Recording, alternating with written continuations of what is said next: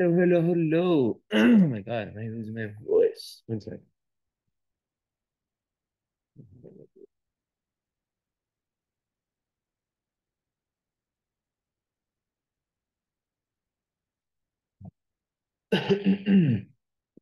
Allah.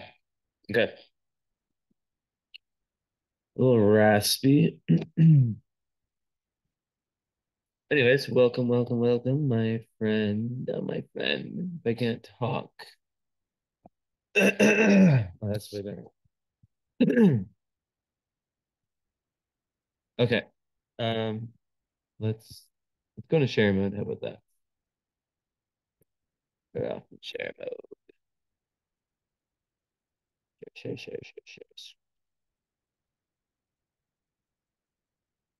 Okay. There's some water.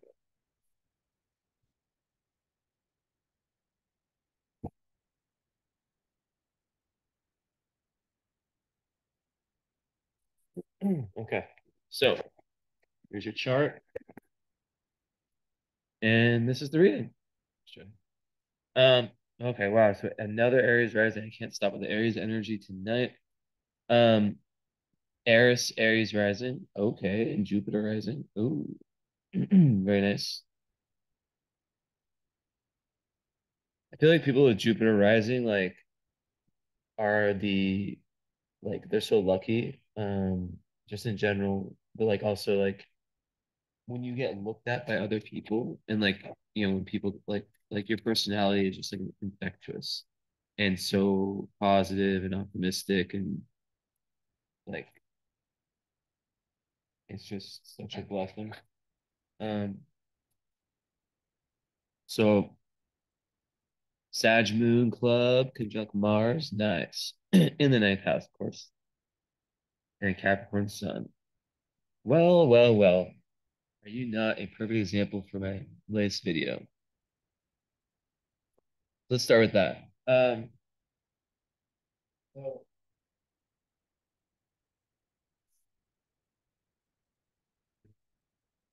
all in the world for this message. Um, that has, like you, so basically the way I see it is as humans, we each have our truth, right? We each have uh, truth, and then we go ahead and base our work and our design on it, right? I don't know if you saw the video. I mean, it's a very short video, and it's really good. They explain, it's more of a general statement. It's like a daily chart, but basically, as a Capricorn sun, it's very clear that in your life you're meant to spend a lot of time, um, spend a lot of time really navigate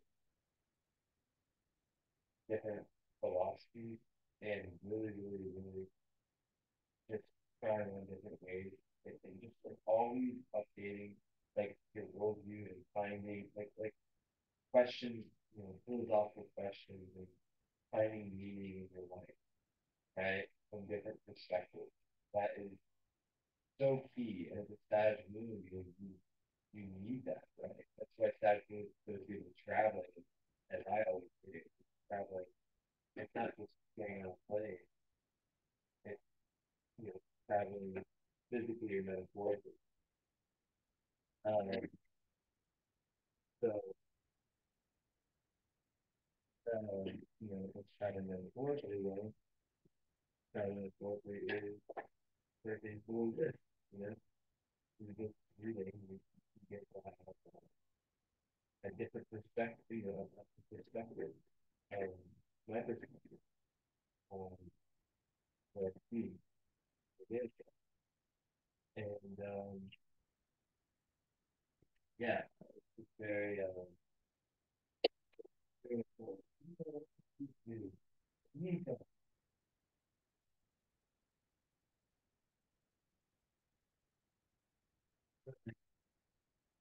Yeah, so anyway, very important to get down and in the end, our truth that ultimately dictates uh, our, what we believe, what we believe to be of value to do regardless in our life. Okay? And so if that moves, your life is a continuous, um, philosophical quest, right? To explore different realms of knowledge and wisdom. And you're here as a Sagittarius to always be open-minded, not fall into a low Sagittarius of like dogmatism, but like not being willing to.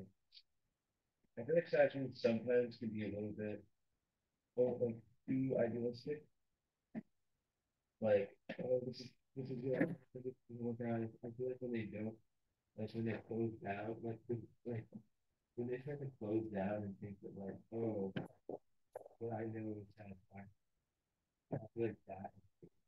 I think there can be like a lot of ego attached to um just wisdom.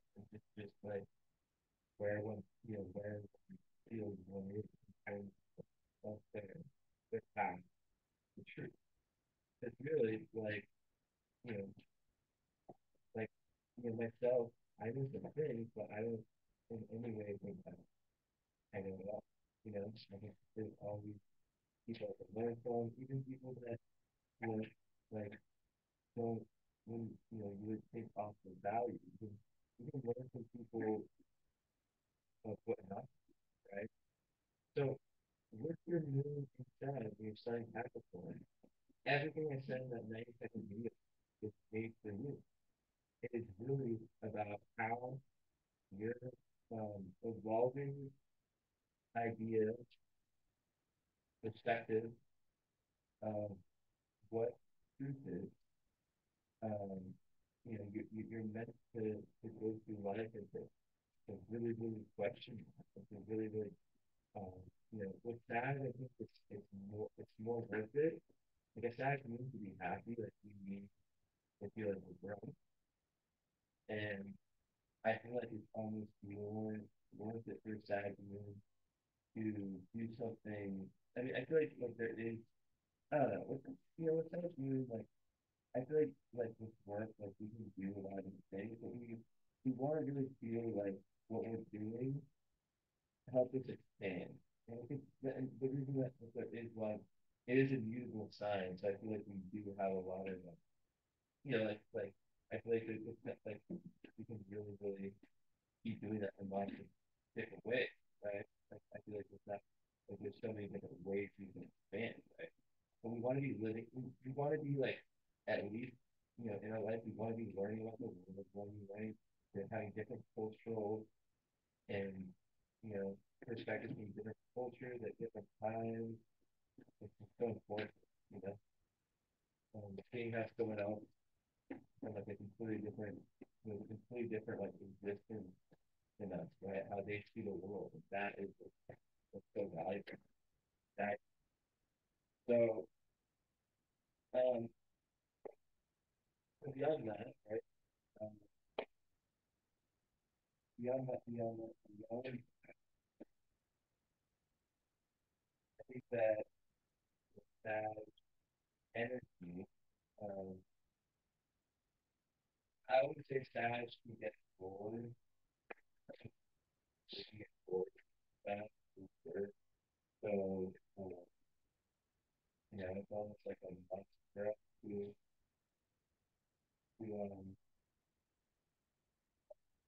it's almost like a must for us to, when it comes to relationships and friendships, like we really just cannot be with close-minded people. Um, it's just better to end it before it starts, I think. Um, because like with someone close-minded, especially like in a romantic relationship, like it's just gonna be such a pain in the ass, you know? Um, because like a size moon at the core believes that they have that belief that everything is possible. And they also really, really value space, right? They value people, they value their freedom and they want to be, you know, surrounded by people who give them space, um, let them breathe, you know, you know, like kind of impede on their personal freedom. So, um,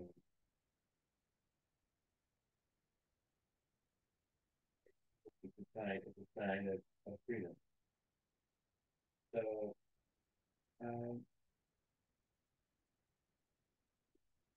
so yeah, like as a Capricorn, obviously in 10th house, the area that you're here to shine in is your dharma, which I don't call it just career. Some people think of 10th house as just career, but uh, there's way more than career. It's really think of it more. It's your external, like larger life, um, like your big life contribution to humanity. So, and yeah, so Sag wants to, they want to get back, right? And if you can only give back, if the Sag is also to teach people. Just it's the influence of writers because they start off as a gypsy, you know, two stages of life. Sag start off as a gypsy, then they become the professor, then they become a philosopher, and it just speaks to kind of how Sag wants to first go and experience the world, and then they want to teach, what they've learned. And then they want to, um, you know, create philosophy around it. They want to tie it together. And I'm not saying that every side is supposed to be a teacher, but they really have a lot to offer. So that is the thing is like if you stop if a Sag falls into like low level Sag, they might get the idea of like, oh, I'm satisfied with what I know. You can be sassy with what you know, but more like one says like, oh, I'm done learning. Whether it's unconscious, um, or not, or that's the thing. There's just that endless, thirst for more. Um, it drives a fire sign Sag and that open mindedness of this like mutable fire, right? It's like going the ability like to be a fire sign that still go with the flow. That's such a action, especially. Um,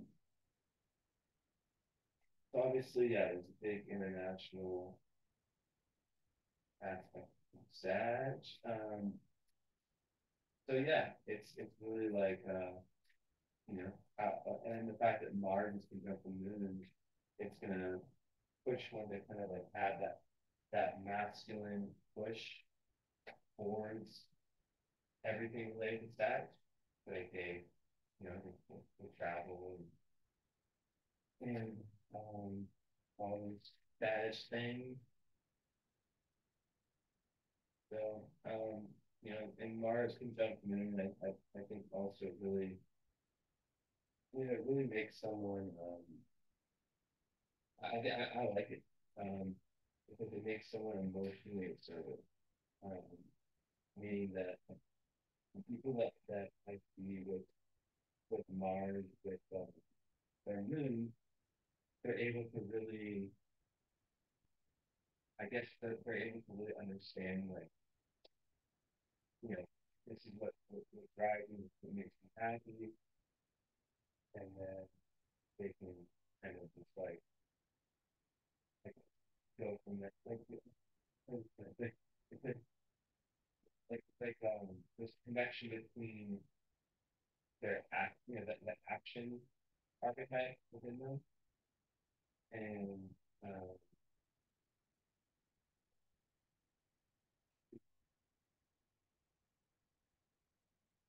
and, uh, they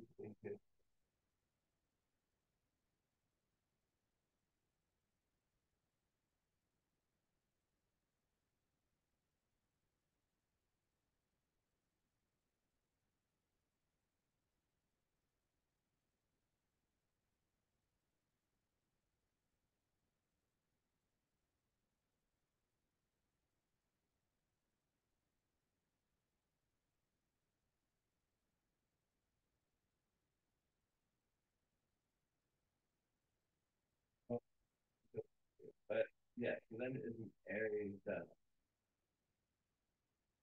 Aries rising, obviously that's negative, super good, and um, Mars will start, so your Mars and Sag, becomes an even stronger at parties. Um,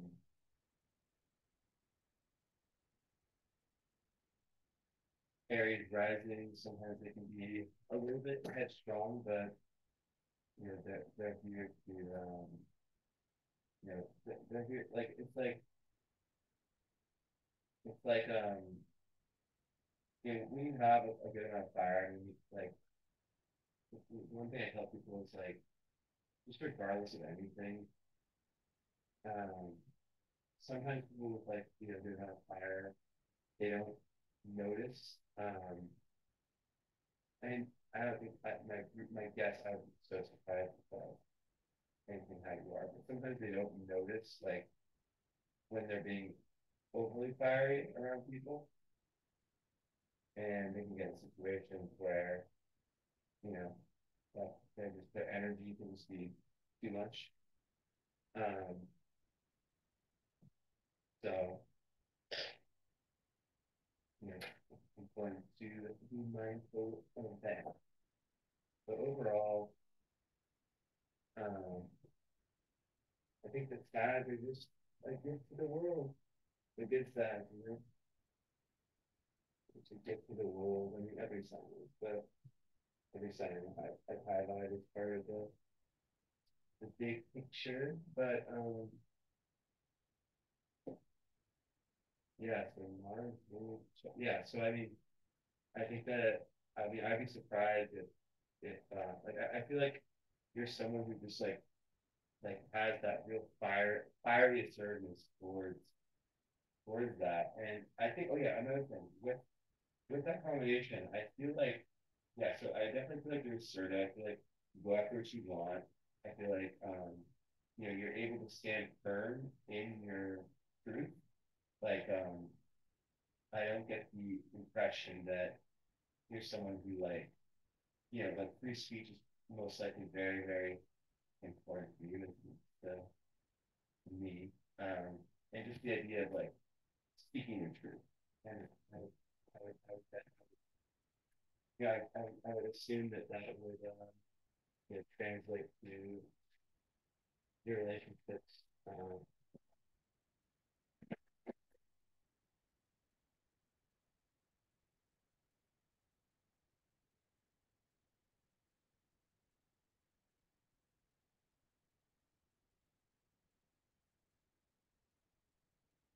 So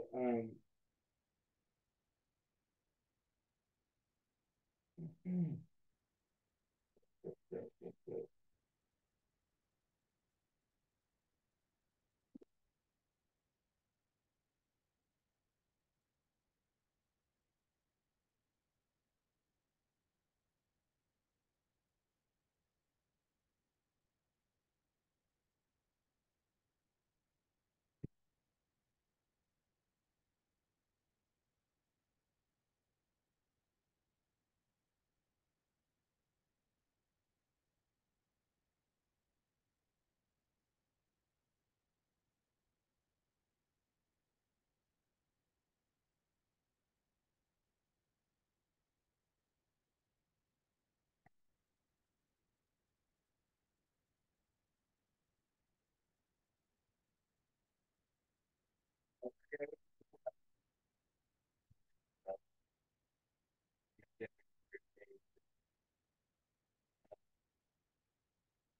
are like, you know, like the different paths where the worldview changes, and kind of get updated. Like, okay, well, this is important now. This matters now. Didn't necessarily matter before. So let's switch it up.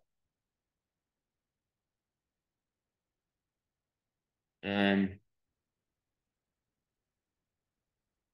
Beyond that, let's see here. Ooh, you got that nice Mercury and the aspects. Mercury square Pluto, but it's Mercury in Aquarius. And is your Chiron in Gemini or Virgo?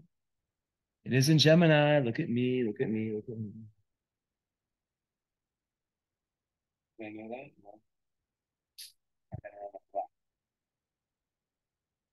So basically, usually when I see that, it's someone who has, who felt misunderstood in their own family.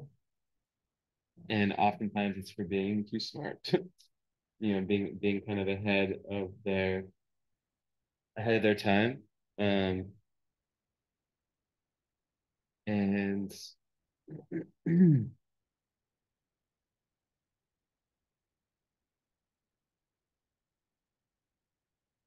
yeah, and the Pluto. So actually I'll get into that in a little bit.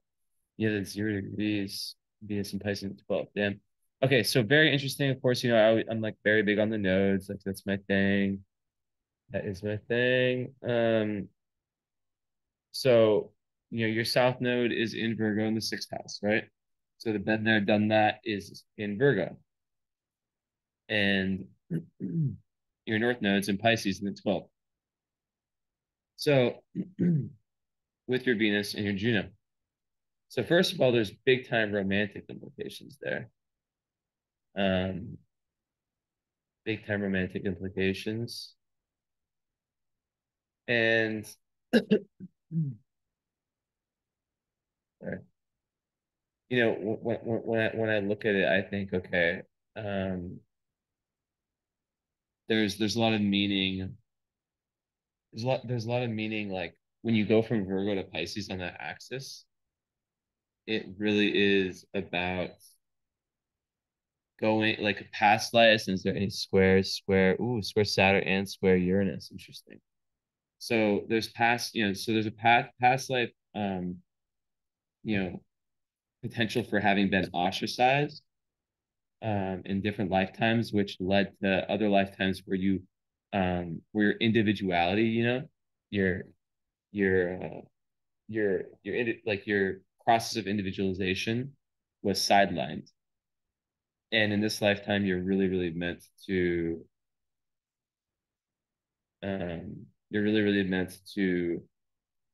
really truly, be your authentic self. Find your authentic self, be your authentic self. And obviously, so and then the square to Saturn, a lot of times that feels like internalized guilt or um, it comes from past life conditioning. So there's definitely, a past life, past lives, the karma that you're dealing with in this life where on some level you weren't able to be yourself. And, maybe it was like how society was wherever this was. Um, and yeah, just not being able to really, speak your mind. And there's past life trauma too from that. And what can happen is that the person with that can feel, and this also goes with the South Node in Virgo, is that with the Saturn square, there could have easily been a past life or past lives. We don't know if it's multiple or one or who knows. But the point is the karma you're dealing with, right? Where um you were too much in the material world, right? Because Virgo is and also where there's some kind of like some self-limiting beliefs um, or just some type of like mental cognitive thought process stuff that makes it difficult. The potential for like you beating yourself up, limiting yourself in unconscious ways, and so it's really important in your in as a North Node in Virgo or in Pisces, excuse me, to lean into this energy of oneness, right, and a deep spirituality. That's super, so the North Node in Pisces, it's leaving the overly material existence, and so just I'll give you like a mock past life like scenario. Like imagine being in a position where where you where you just didn't have, like you weren't allowed to speak freely in the society you lived in, and maybe you were younger and you tried to kind of like really like you're maybe shut down by your parents when you try to be your individual self, which is maybe a little bit different than the because the soul we're different from lifetime to lifetime, but our soul stays the same. um and maybe that that shut down at an early age led to someone who is like really in line with society and what you're supposed to be, right? And think about how many people that happens to today, kids who might be like idealistic, and then their parents just shut them down and tell them like there's something wrong with their thinking, or with kind of the way that they are, and then boom, they just give up and they don't pursue it. So that's an example, right? So South Node Virgo can be too much of a workaholic, and also like I always say with South Node Virgo, there can be past life, perfectionism, right? Where one feels in this lifetime like they they can, and there can be like, and I know there's not any other Virgo in your chart, but like that's why you have this very open Sag energy, right? Because you're here to learn not to worry, not to let the small things affect you, to have greater perspective. So you're giving the Sag perspective in this lifetime, um, giving the Sag perspective. So so you're able to, yeah, just move away from that way of being. So like I always say, like with Virgo energy, like there's always there's a million reasons every single day for me to be anxious, for me or you or anyone to worry or to be anxious or whatever, right? Like there's a million reasons. So um like the whole Pisces, like Virgo to Pisces, is about the shift from a lot, like it's about like it's really about the deepest form of spirituality, right? Which like you still, it's not like you like let go of that Virgo. You use the Virgo to get to the Pisces, right? And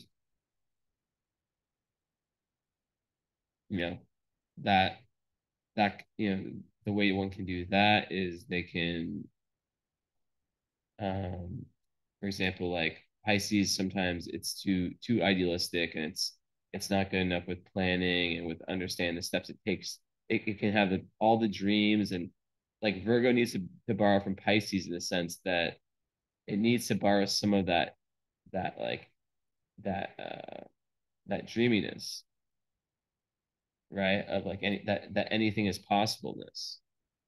Because sometimes Virgos can be in their head and be too negative, right? So also it's yeah, like I said before, it's shift away from the kind of superficial material world to the more spiritual world. Because stop it.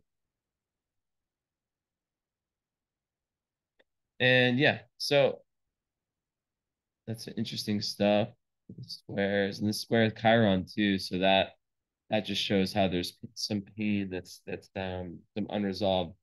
Um, you know, well, you're definitely like karmically a healer, but there's some of the pain and Chiron. Okay, trines Venus, which is very nice. Like that makes someone like a very natural healer and someone who can really, really use their words in a beautiful way and know exactly what to say, when to say it, to get some, to heal other people, even through art, through their creativity. You guys keep fighting, I'm gonna lock you up. Mika, Statics, stop. So, yeah. And so we look at, okay, let's see. So no tough aspects of the moon, eh?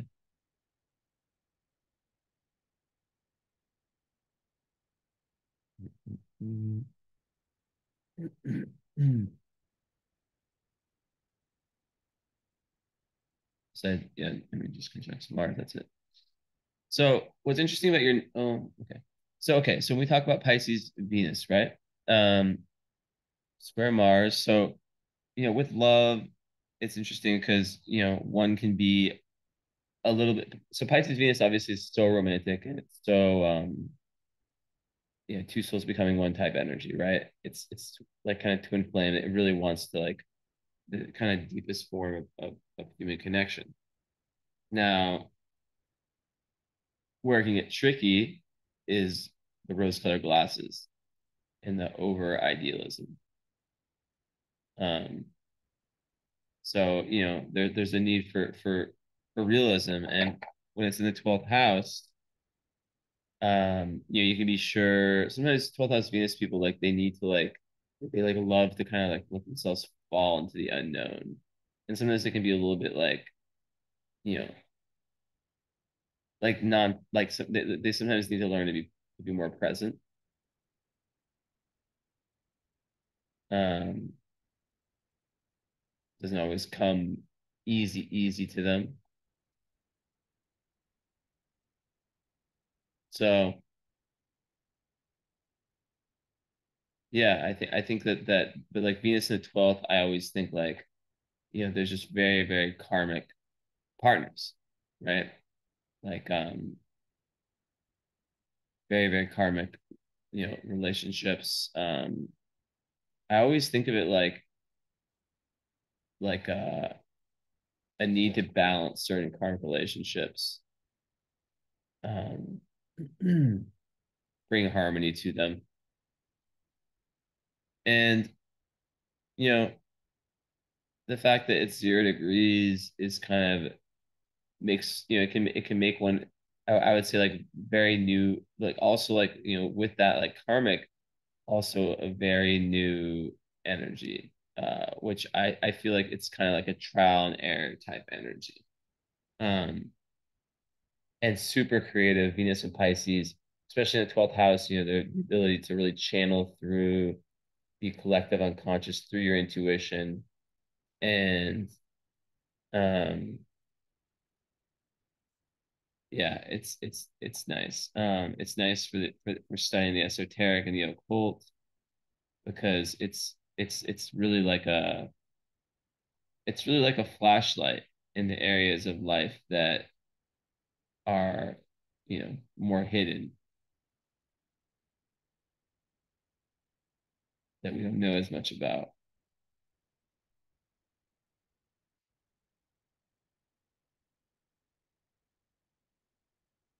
that a lot of people are afraid of, right?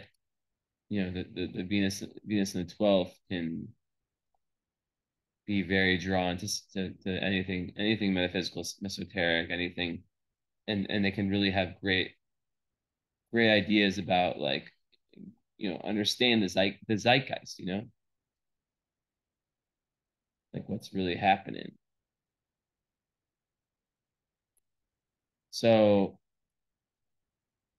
the fact that it squares Mars, so in love, like I think like it's really important for the Venus and Pisces people to like take things slow because sometimes they, like I said, can be over idealistic and um just think that like sometimes yeah, just thinking like, oh, this person is the one, that person's the one, which like it's kind of but like everything, like I said, like I always say, like everything is potentials, so it's not like, oh, this is for sure how it is, but and it's also like, it's like the most it's does it get more romantic than Venus and Pisces? No, they are very good at like seeing the beauty in God and spirituality and in having spiritual relationships. So it just comes down to at some point um reality, you know. And that's why I always say it for people, with places like that to have, have like your Virgo or your, you know, Capricorn friend close to you, and being able to to talk to them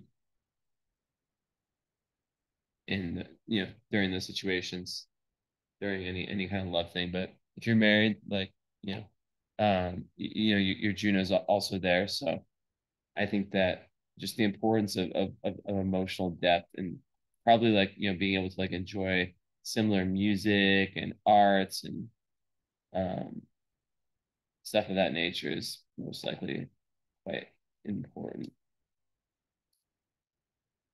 quite important.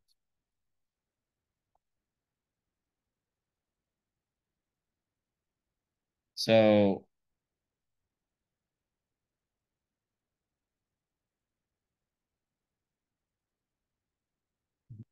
mm, Venus square Mars, I always see that one as like, I feel like Venus square Mars can make someone quite demanding in love.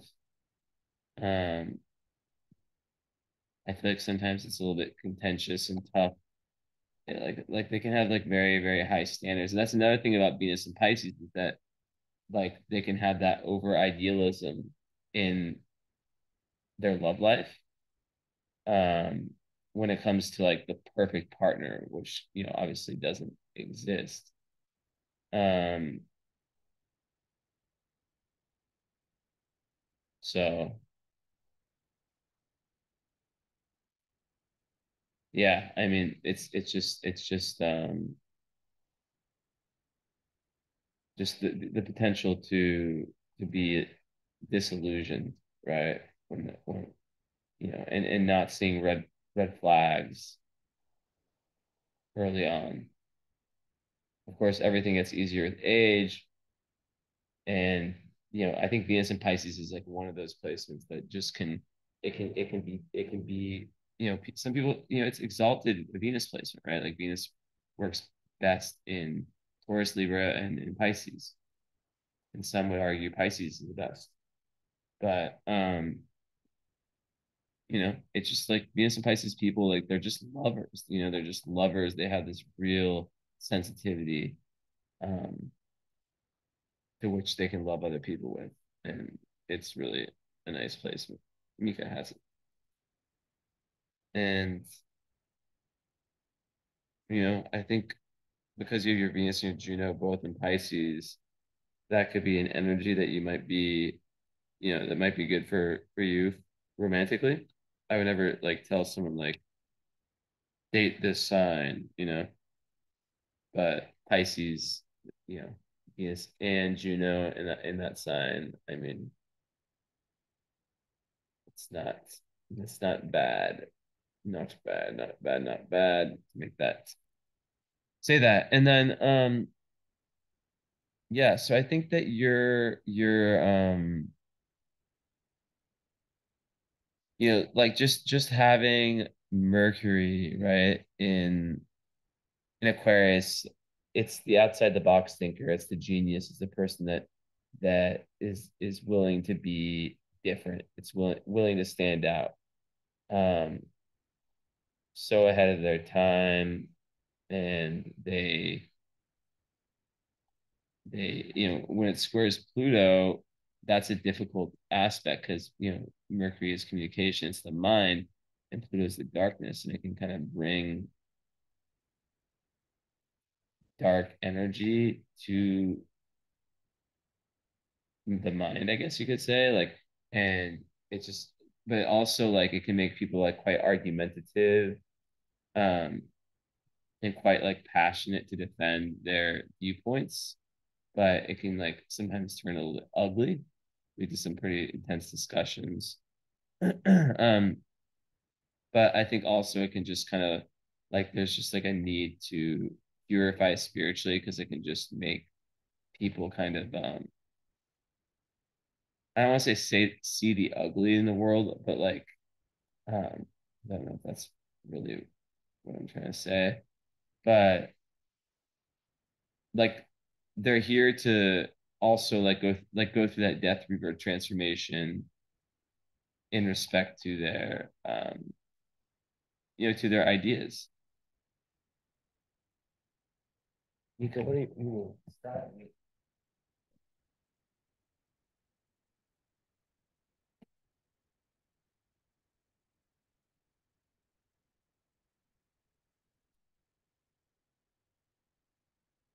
So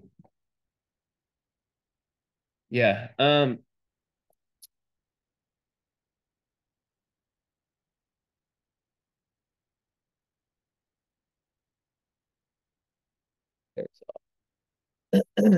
okay, camera a little bit. So I think one other thing, with so Mercury's only this is the only aspect. Well, I think okay, so you can definitely communicate in a way that's very nurturing to others, and I feel you feel very nurtured by, um, when you're given freedom and when you're given the ability to like really be an individual, and you're also very good at giving that, um, and allowing other people to be their eccentric, kind of weirdos, like that authentic self, and you like to be able to have that too. You like to be able to have that in your speech, to be able to just try on different things, just say them, and not be judged by them, not feel like you're walking on eggshells. Um, but like Mercury square Pluto also like there can be like obsessive thoughts that can come, and it can, especially when young, all squares get easy, with time, especially when young, it can just be difficult to think positively. But the fact that you're Sag Moon makes it, which is so positive, makes it a lot easier, right? Um, and sometimes Mercury square Pluto can be a little bit like stubborn when it comes to like the thoughts, but then the Sag Moon helps everything, right? And the Venus in Pisces is such a lover, like Mika, for example, she's being mischievous right now. She has Mercury in Pisces. I know it's exact on my son, but she's like, Aries, Scorpio, but then she's just like the biggest lover ever. Um, so Mika, stop it. Mika, Mika, Esme, where are you? Esme, look, actually, wait. Esme, come here, come help me. Esme, come help me. Come help me, Esme. He's not helping me at all, these things. So sad. So sad. She hasn't helped me in 3 readings. My third reading, you won't help me. Bad kitty. Um, so yeah, so that's kind of like not that many like tough aspects. But yeah, it's just really, really important to to look at that potential. Um and yeah, really, really important to do that and to look at that potential, for like the kind of negativity in the thought, and then try to, because it's basically like Mercury square Pluto. It's like there's such a profound, deep nature to your thought process, right? Um, and a lot of people with that, they, maybe it's like in their early experiences or whatnot, like they see the darker side of humanity, right? They understand the underworld, and because they have like a very rich life experience that might be like about like understanding like the underworld, the deep state. I don't know, I'm checking. But like having very strong opinions that can subject them to criticism, which can lead to like very like intense arguments. And they can get very defensive and use different like tactics to kind of like get their position. And it's just about like this like learning diplomacy. That's a key there. Um, because like the opinions from like the deep research, but like with the Sagittarius, like I said, it's about like just like so if someone really disagrees with you, just ask them questions, so like I'm just like so what, like why do you, like tell me why you believe that, and you get them talking, and you can use the correct questioning to kind of you know get them to fall over their own feet. um and yeah, that's it. Like it's really just about like developing communication, and then with the thought stuff, like that just comes through healing yourself. um so yeah, like it's the death rebirth transformation of the mind and the thoughts and ideas and the truth, which is what I was talking about at the start. So um Eris on your ascendant is super super volcano, so you need to work out, you need to have something physical, or you can have it like a overly fiery energy. um like big time Eris rising.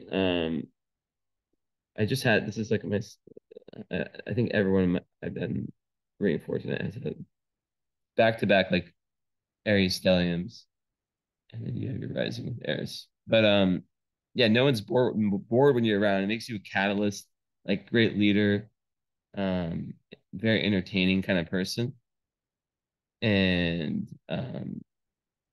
yeah, very charming, very lovely, all these things. But then there's that real explosiveness. When people set you off, you know, you can be the mischief or mischief maker. So, um,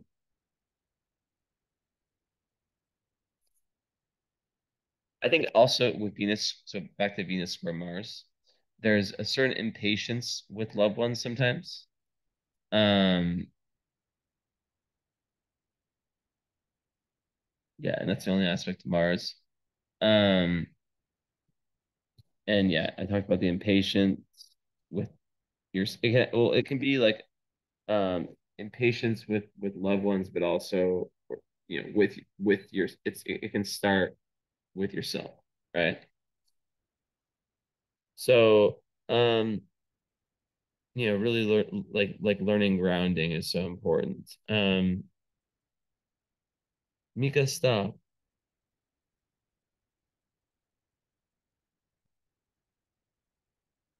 So yeah, the more you can lean into that Capricorn Sun, 10th house, for grounding, the better. Um,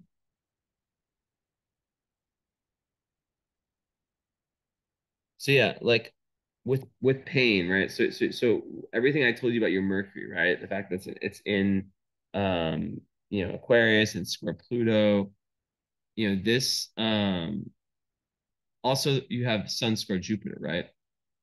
So Sun square Jupiter, I have this as well. It's like Superman, Superwoman syndrome. That's like thinking like, I walk into the casino and I'm automatically gonna win. So it's really, and it can make great leaders, but it's just really important to like have like a realistic approach.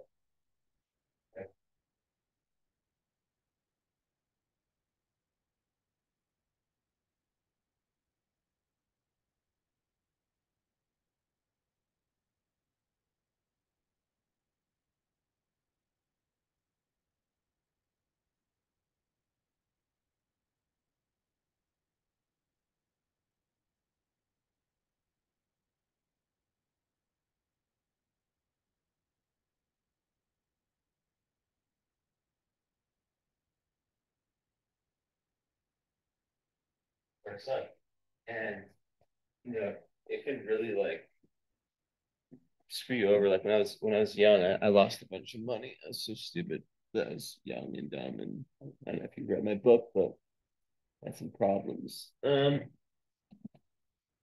So yeah, mm, yeah. So I think that like with that, with the Jupiter,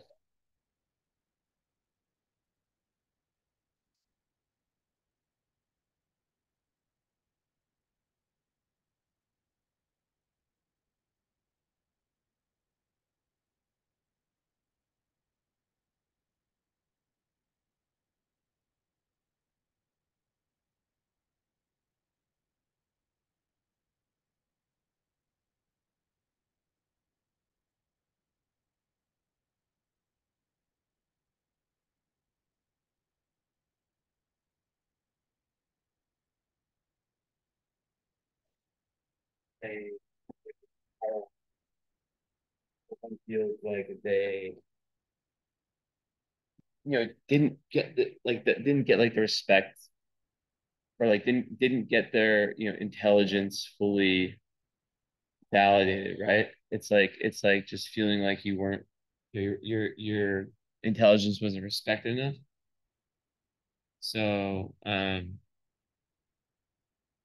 and with that placement, right? So third house Chiron Gemini, someone can think I'm stupid or there's something wrong with my thinking, but you have no idea. You see how I was able to guess this, your Chiron sign at the start? That's because um that's because I knew how many times I've seen this with the Aquarius and potentially with that Pluto aspect I was talking about. It could have just come from people just kind of talking that shit. Um, and you as a young kid, let's say you have like all these ideas, but they don't align with mainstream society, right? Well, it's very very possible for let's like random example. Let's say like you come from like a from Castro Valley. Let's just say like your background is you had all these like very ahead of your time ideas growing up, um, and they just got shut down. You know, they just got shut down. That would be a very good example. And you're kind of like told that the way your thinking was wrong. That's the common things I see, and then it leads to wanting to doubt their way of thinking, to doubt like that they have this intelligence. So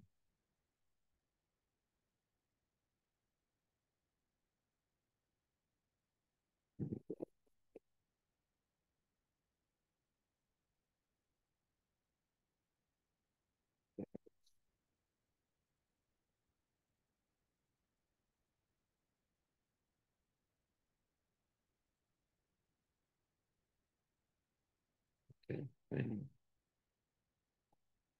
Okay.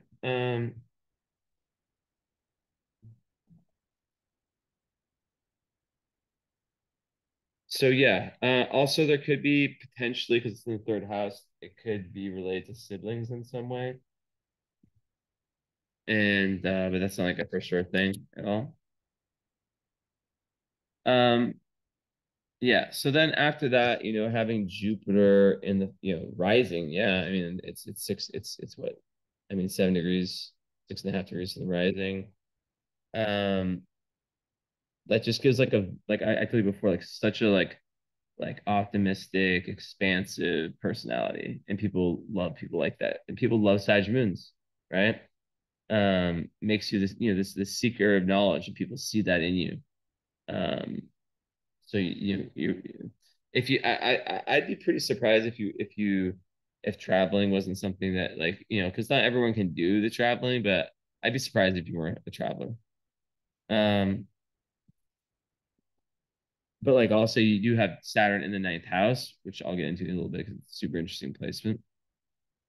Um, so yeah, the Mars and Sag, your ruling planet, like I said, um, Mars and Sag, there's just that because that that in the ninth house like gives that drive towards those very things, like I said.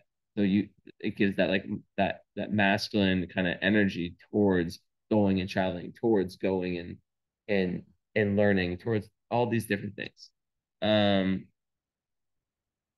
but like yeah, Moon Mars makes one like yeah, emotionally like they get their emotional impulse, it's fire, go and they go with it, right? Um, but one thing to watch out for, it's just really important to really like be with the feelings of others, to really understand the feelings of others and be sensitive to them because sometimes Moon with Mars, like, um, yeah, isn't always like that. Um, it can make it's just important to like slow down, and especially with the Sun square Jupiter, and to not act without thinking, I guess you could say. Sometimes that happens. Um, but definitely Moon Mars people like they're leaders. They're meant to be leaders, especially your Capricorn Sun in the 10th house. Like that's very very like leader. Um,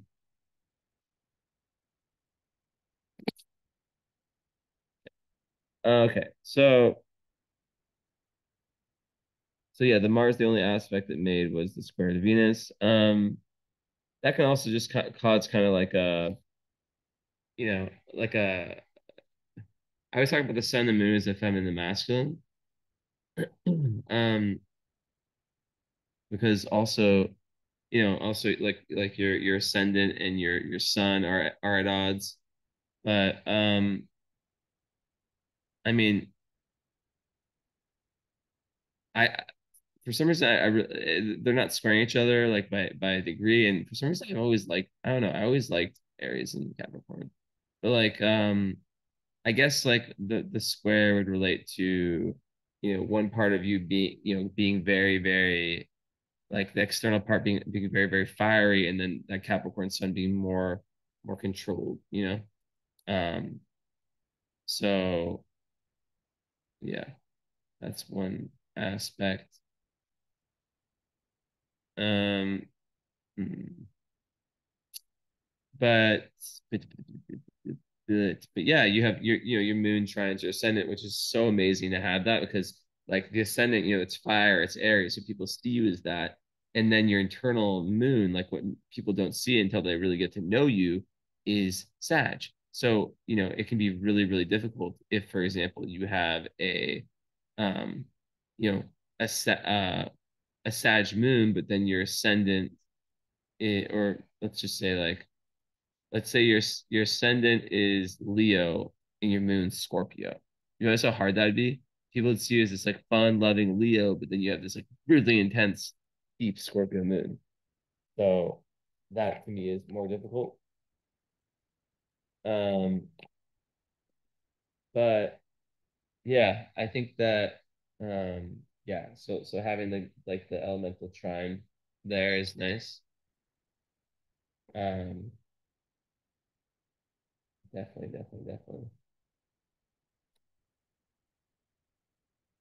It's kind of like what you see is what you get. Wearing your emotions on your wear on your sleeves, and it really creates a sense of authenticity that really gets people to like you.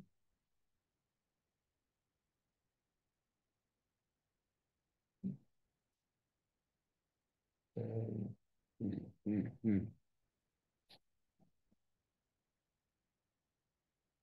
What are you doing,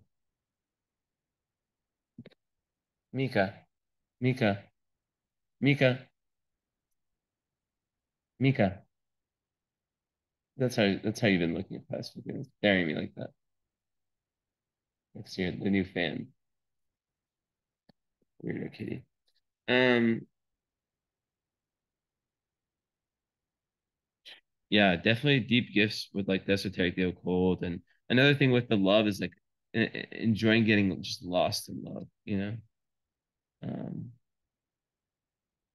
so yeah, as long as it's done in a safe way. but I doubt like with you know this energy that it'd be like so hard to attract. Again, I also just so you know, like I purposely like you probably know this, but like I don't look at any photos or anything. I have no idea what you look like, no idea about anything. Um, let's see. Mm. Ooh, nice. Venus. Yeah, so lots of really good healing energies, lots of very creative energies. Also just like Venus and Uranus and relationships, like they really like as a Sagittarius also like there's this part of you that like so like with the Pisces the Sag thing, right? It's like the part of you that's very, very sensitive, very, very like the kind of like soul loving I've already explained. And then, the part that is way more way more like fiery and about action, about adventure, and about wanting to have fun. So those, there can be a clash there. Um, Definitely. But I think overall, with Venus sextile Uranus, I think that there's definitely a part of you that really, is good at giving freedom in relationships and wants to receive that back. Um, so yeah. Ooh, I think that's Pluto. mm, mhm.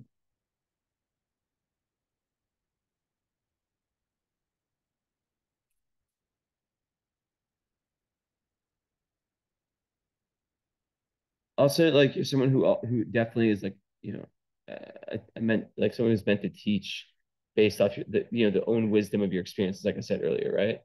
Um, and teaching can bring you like lots of beauty.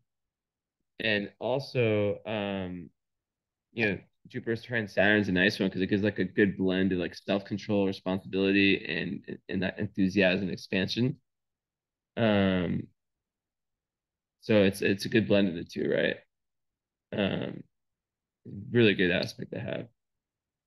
So it's very good for success and balance in general. But yeah, so Mhm.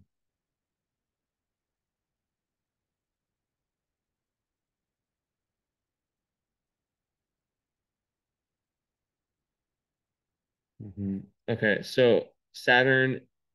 Well, okay, so yeah, Jupiter first house, we already kind of talked about it, right? It's just like a larger than life presence, someone who can really inspire other people,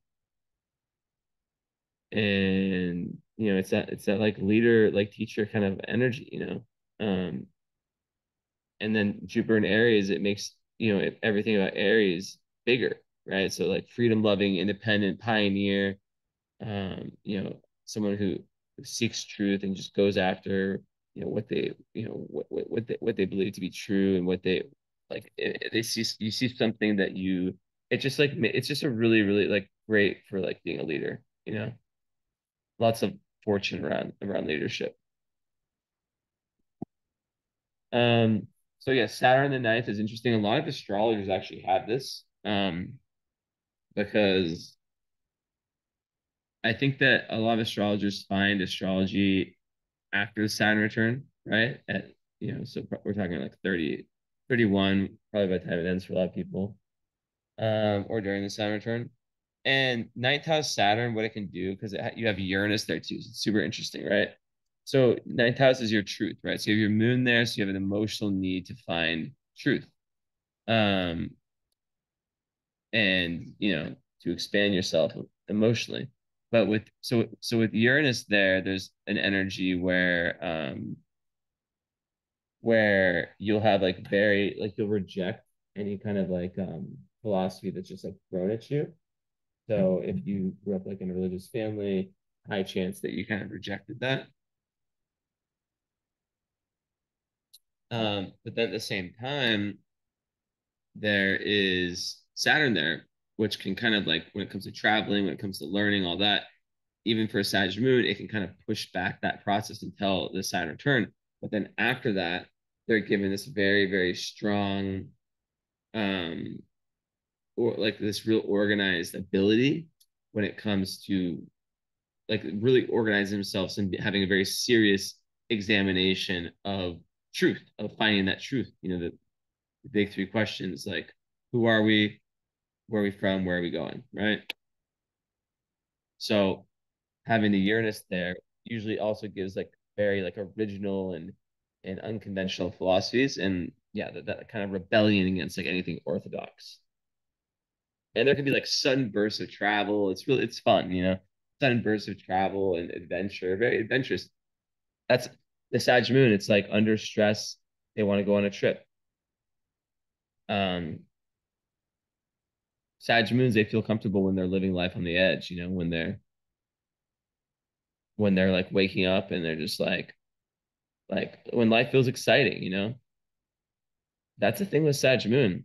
That's probably why I'm not struggling right now, but like you know, I'm actually very comfortable. But I'm in Neptune. I'm not gonna talk about myself, but like Neptune's on my sun, so um,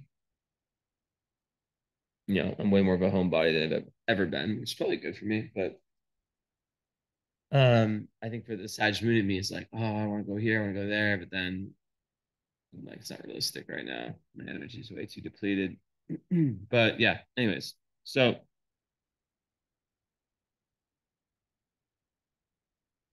mm, let's see. So yeah, I mean, like the area of life where you're gonna shine is your career, and because you have Neptune also in that house of 10th house, right? On right on your midheaven. Damn, right on your midheaven. That is so interesting. So Neptune right on the midheaven is very interesting. I mean, that could be someone who's like an artist on TV, um, you know, who can like work in spirituality, um, you know, and really like through like finding your soul through your profession, right? Like and having like your imagination, inspiration somehow linked with your what you do, right? Um, so it's like really about pursuing your passion, your dream, um, more than money. That's in Capricorn, which is that boss energy, right? But because you know, and because like Neptune is on your midheaven and it rules your north node, it makes me think that you're meant to be some type of like spiritual teacher, or you're meant to be someone who, through your own journeys into the unconscious and into the kind of like Jungian type of stuff, whatever it is, astrology, psychology, anything that's healing people. I feel like having Neptune on the midheaven, it makes you seen as a mix of responsible Capricorn, like you know, honorable, excuse me, but then very compassionate and like you know, angelic. That's how people would see you like on social media and stuff, right? Public would see you. Um, so what else about that? Yeah, so it's really like wanting to like be of service through career and really have this like deep sense of purpose. Um,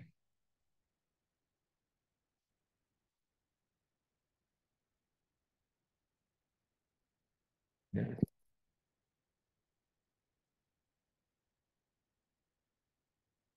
Mhm.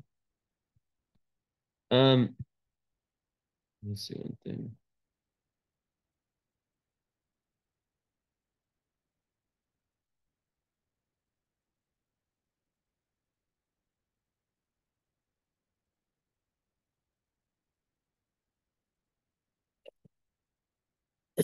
So yeah, yeah, I that's like it's exact degree. Like your midheaven's 8.22, um, and your Neptune is 8.20. It's like back on there.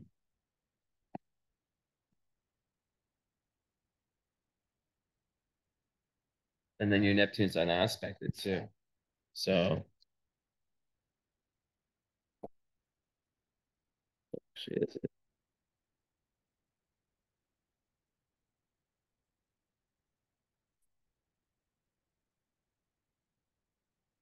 yeah. So with an unaspect Neptune,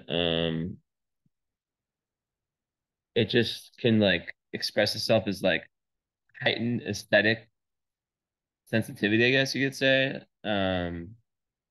Also there can be like lots of gifts related to like being psychic, parent, like anything paranormal, mystical, right?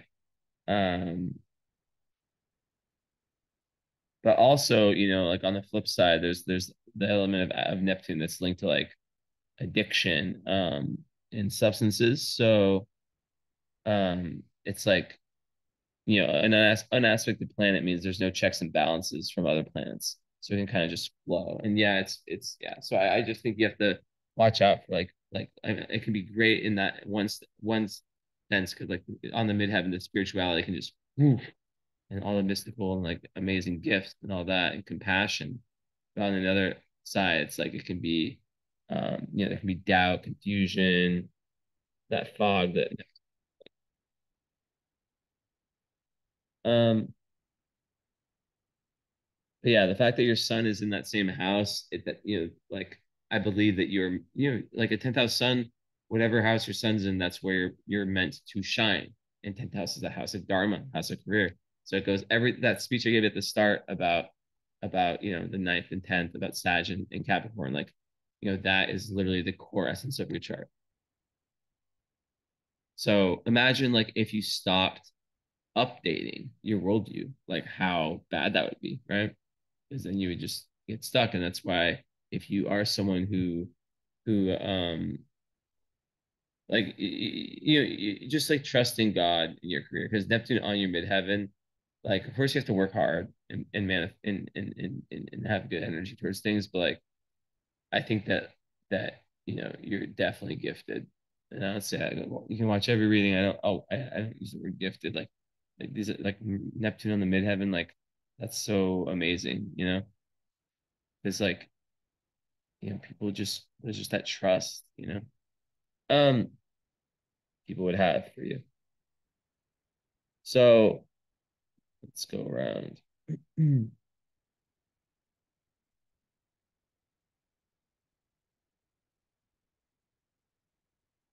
So yeah, Vertex is in the seventh. So yeah, Doria Hieronymus and Libra, like it's through finding balance and peaceful, these balance and peaceful relationships, and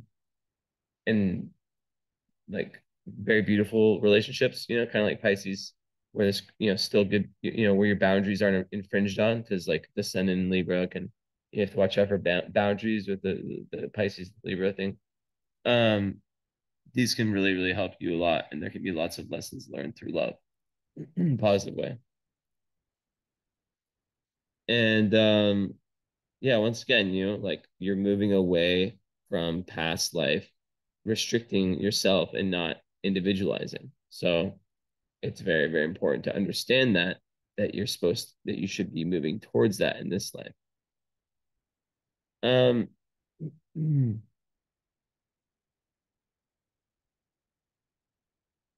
so Black Moon Lilith, in Leo, fifth house, that can show up, that can show up in multiple ways. But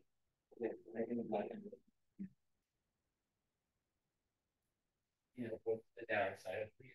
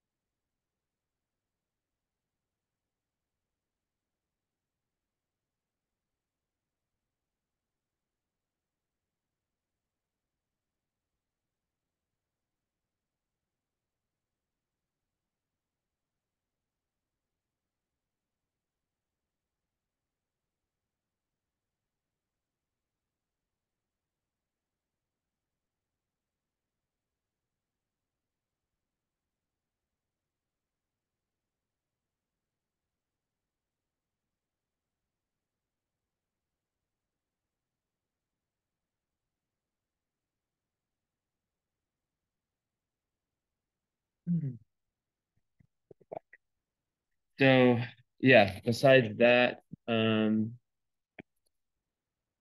know, I think that another part of like the fifth house, Black Moon Leo can be taking,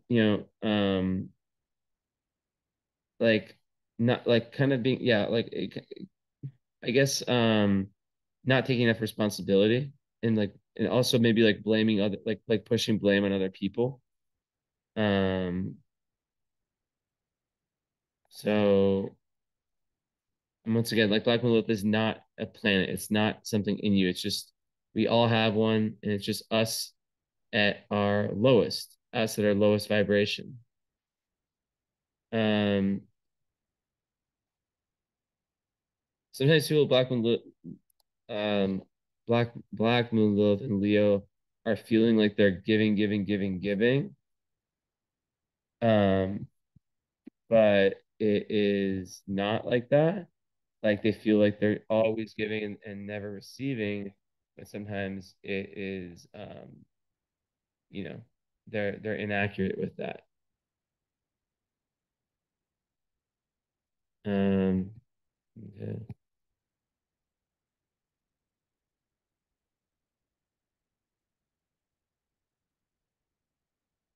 So yeah, I think that like another thing that Black Moon Lilith is that you can sort of break it down to a fear of change. A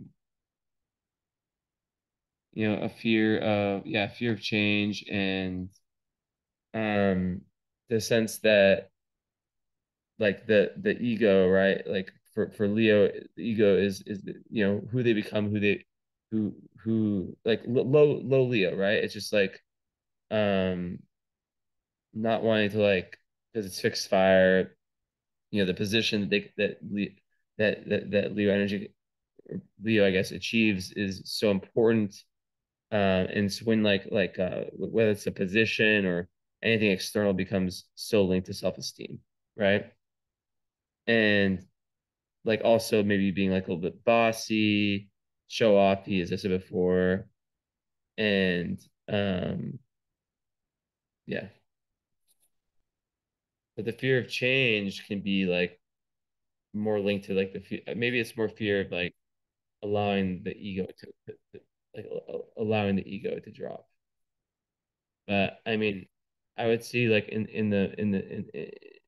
your chart, I would say that it is more linked to the potential of being overly fiery. That's what I take from all of it, right? And not potentially not realizing like how much that's going on other people, right? Okay.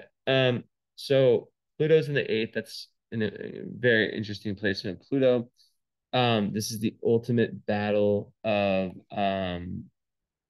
I guess what you could call soul versus ego. Or yeah, ego versus soul. Yeah. It's the ultimate placement for that. And I think that in the eighth house, Pluto it makes someone who wants to probe very deep into um, you know, into like studies of the esoteric, studies of any all these very deep things. And they really so like anything metaphysical, they want to go deep, deep, deep into it. Um, it's very relational too, so it's that same kind of energy with other people. So I read on my Pluto book.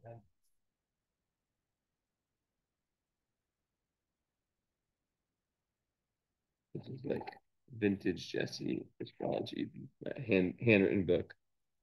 Um, so once a challenge is pre-existing sense of identity, its needs, talents, and resources from second house's Taurus identification. Blah, blah. So yeah, challenging the sense of identity. Pluto in its own house represents a deep confrontation with the parameters of what we are and what we are not. Symbolic forms of power, people, money, rituals, occult, sexuality, etc., in order to osmose that power into themselves. Um, Attraction and repulsion is a constant theme through different past lives. So being very attracted to something and then repulsed. The essence of this dilemma is rooted between the discrepancy between the ego and the soul's desires, which can become locked in an extraordinary struggle. The soul wants empowerment slash expansion through new knowledge and new ways of deeply relating to others slash the world. And the ego requires security through familiarity and seeking to defend its own comfort zone from the power to transform. So I'm going to repeat that part. It's super important. The soul wants empowerment and expansion through new knowledge and new ways of deeply relating to others and the world. So empowerment, expansion, the soul, choose soul. And I would say this the soul needs that, and the ego wants. I'm gonna change that. The soul needs empowerment, expansions. Well, yeah, seeks, needs, new knowledge and new ways of deeply relating to others slash the world. The ego wants security through familiarity, seeking to defend its own comfort zone from the power to transform. So this is the big thing with Pluto, is it's the darkness you have to go into to find the greatest jewels. So it's like the kid who it's like the woman who grows up with like a relationship, a very dysfunctional, or her parents have a very dysfunctional relationship. Then when she gets an adult relationship, she has a chance to have a very healthy one, but she prefers to have the very dysfunctional one because that's what feels comfortable to her. See? So yeah, defending its own comfort zone. So past lives of power slash powerlessness. Intimacy becomes an obsession. Relationships can be intense, perhaps offensive.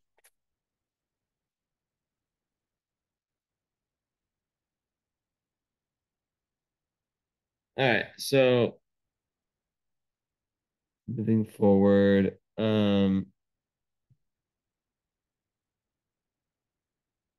yeah, so you have Vesta and Leo also, so that is very creative, someone who works better when they're left at their own devices. Um, I think that Vesta, Leo people, they are entrepreneurs typically, and if they're not, they just they work better in that sense, and they like to work creatively. They're very dedicated to their children, and they're dedicated to having fun. I love it, you know, and they can really be inspired by what they're passionate about and what they find fun. And they like to, why I love anything with fifth house and work is that there's that potential to link work with play, which is beautiful. That's what I do. Well, my work's not easy, but you get what I'm saying. So then you also have Pallas on your midheaven, right? So Pallas, this makes you very wise in your career. It's like you're a chess player knowing what the right move is. You can really shape your own life direction. Um, and you may, really, really have like a creative, like using your creativity in your career. And yeah, yeah. So I talked about, Juno in the 12th house in your ideal lover, Juno. Super faded karmic relationships. I already said that with the Venus and the whole merging of wanting to merge two souls becoming one, like that kind of energy. Um, and I already talked about like really craving the highest romantic ideals and the potential for becoming like kind of disillusioned with partners, but also just like wanting the best. Um, so let's see.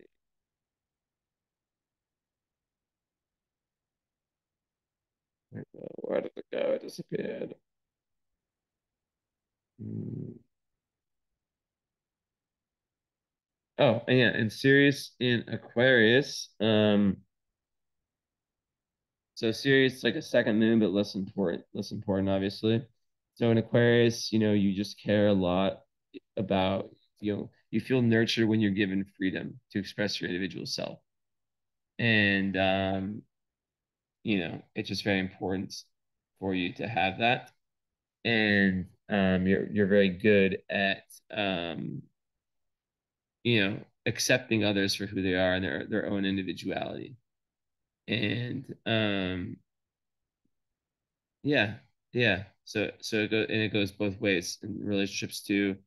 Um, you love feeling accepted, like you can be your own kind of individual self, which is very healing for your past life moves. Um, and Sirius in 11th makes you kind of the nurturer in your friend groups, and then Mercury in the 11th makes you love to communicate a lot with your friends, and share your thoughts in groups and all that. So it can make you a good team player.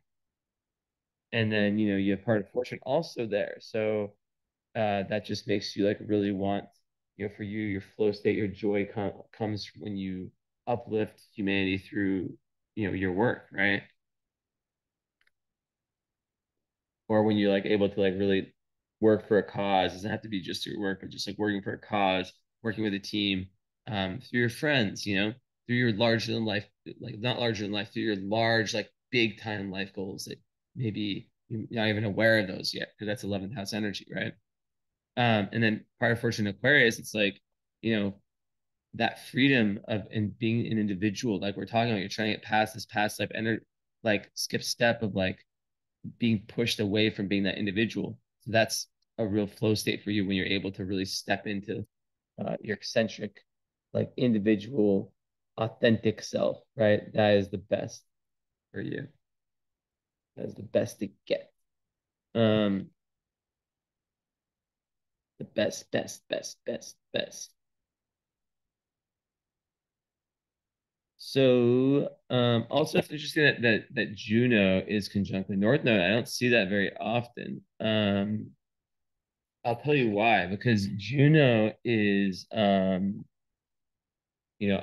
like very romantic. So I already told you about Juno in the 12th house, how that is linked with that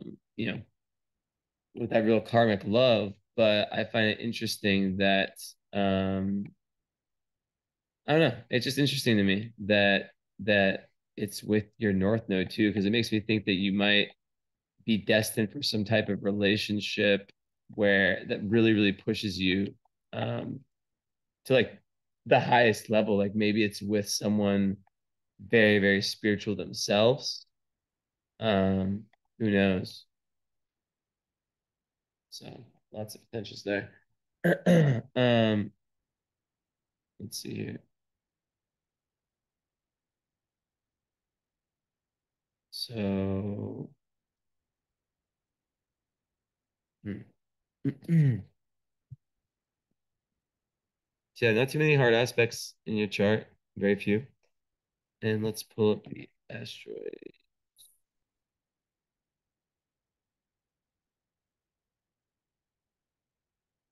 there into here. Thanks.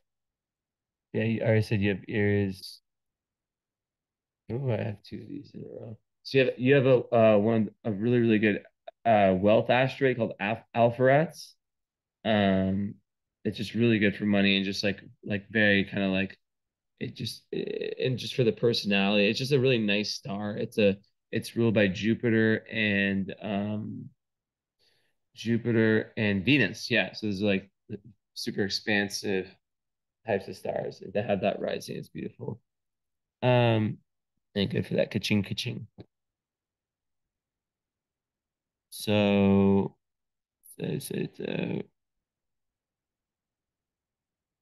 remember, the only asteroids that count, and the only besides like a few of the major asteroids, are if they're in tight conjunctions with important points or angles.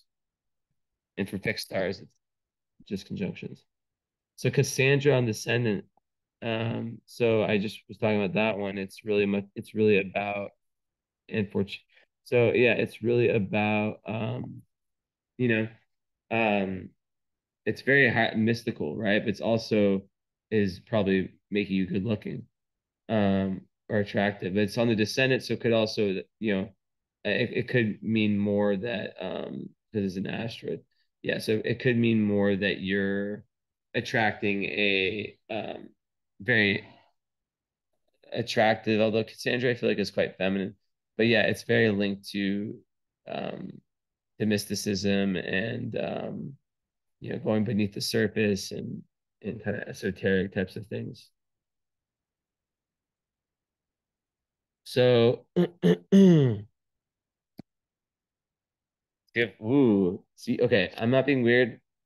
You have the sexy asteroid Lust. Now, this is one of the asteroids I've tested this shit out. My girlfriend has it on her. Um, it makes people just sexually attracted to you. Like that's like it is what it is. Um, and yeah, uh, and it's on your fucking Venus, so you'll have like a very seductive energy. And if that's wrong, then it's the first time I've seen that wrong. um,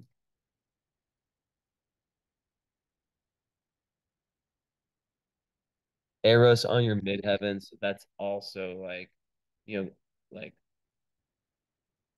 just about passion and Eros. It's erotic. I don't like talking about this stuff, but like it's also very poetic, but it's like very much about it sounds like. So to have it on your midheaven means that you also have that energy.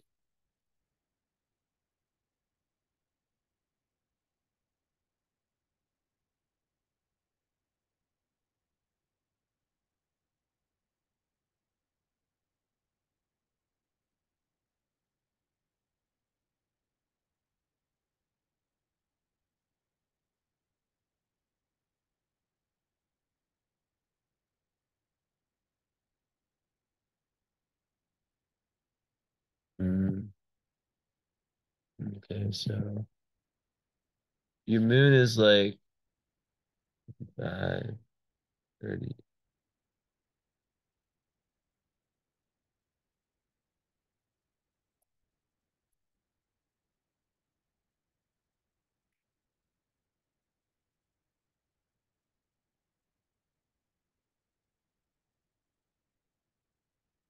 Makes sense. Your moon is within 2 degrees of Antares. Um,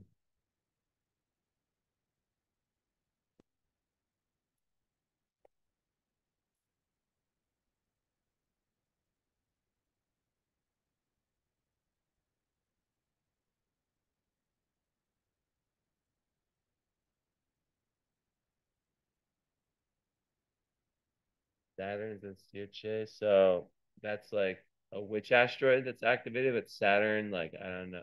I just don't know the answer to that. I'm sorry. I don't know what Saturn with Sagittarius would do. I just know that Sagittarius is one of the which asteroids. But I do not know what that would do. I'm not gonna lie to you. I'm not gonna sit here and lie to you. I just don't know. I mean, because Saturn's usually a restrictive energy, but like it's so random. Um, what it could be. So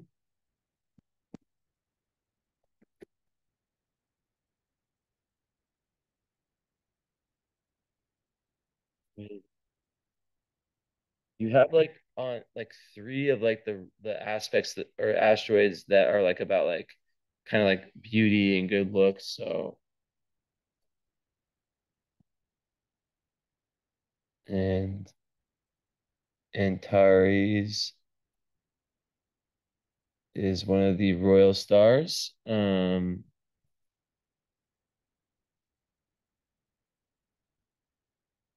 see. It's kind of like just outside of it's kind of just outside of like the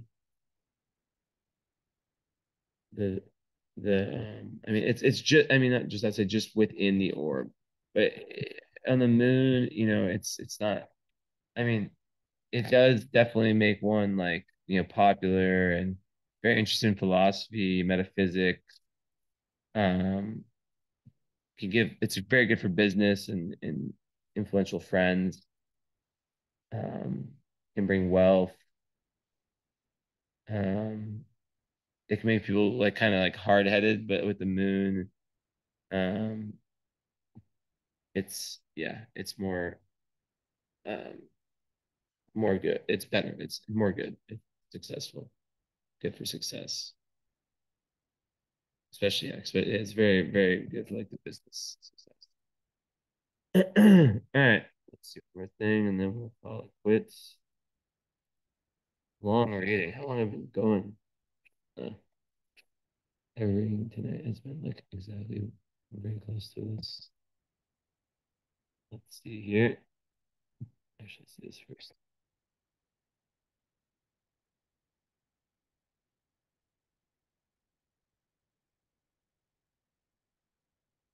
So your Uranus is out of bounds, your moon's out of bounds. So your emotions, your Sag moon can just it's kind of like has it's kind of like out of this world, uncontrollable energy to it.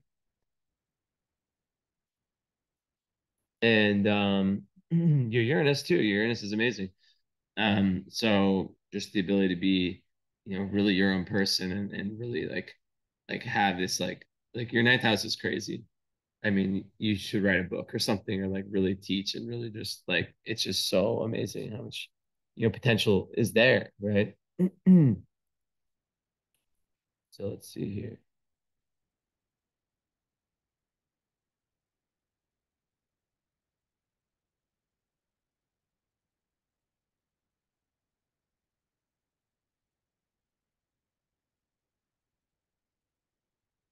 Okay. So yeah, I think that your relationships can have a very healing energy when they're able to have a sense of freedom, a secure freedom, if that makes sense.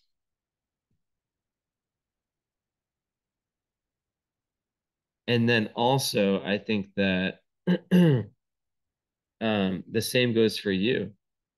And so when they're able to have this real balance, actually, of foundation, Saturn, responsibility, and Uranus freedom, that's like a beautiful thing. And same with you because it goes in your ascendant also. Or no, it doesn't. It goes in your Jupiter, so it doesn't matter. So yeah, that's what I would add.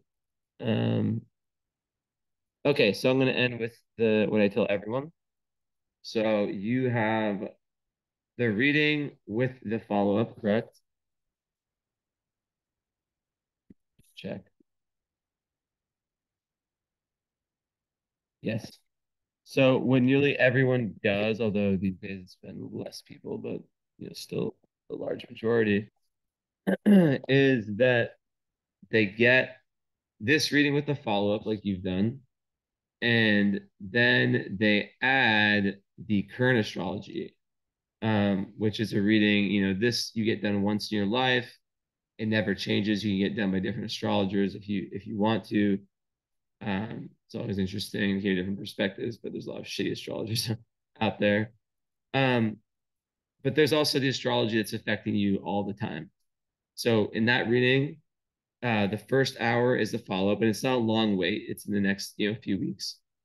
Whenever you finish and take everything in. So the first hour we go over everything we talked about today, which we have that already, and then um, the current astrology, if you want to add it, which I give you a $60 reduction. So instead of 350, it would be 290. I go over every single thing I know with respect to predictive astrology. Now, I'm not saying this is going to happen, that's going to happen. I'm using all these techniques to paint a photo for you so you understand the energetic weather of the year plus ahead, right? So it's more about understanding. So it ends up being like around a 3 hour reading. It's really interesting. A lot of people really love it. And well, yeah, everyone loves it. It's very magical how it comes together. So lots of synchronicities every time. So let me know about that. Besides that, thank you so much. And peace out. Ciao.